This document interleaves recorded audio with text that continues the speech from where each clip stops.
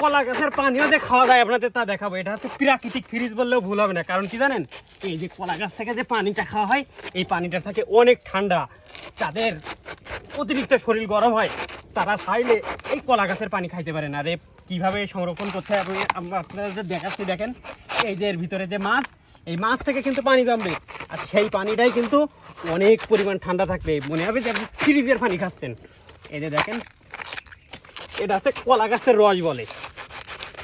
বাপসা থাকের কাছ থেকে শুনবেন, দেখবেন ওরাই বলবে যে আগে গ্রামে যখন শরীর গরম হতো তখন এই যে কলা গাছের ভিতরের পানি জমাতো। এই যে আমি এখন কেটে যাচ্ছি, 1 থেকে 1.5 ঘন্টা পর এর ভিতরে সুন্দরভাবে পানি জমবে, আর সেই পানি কিন্তু খাওয়া যাবে।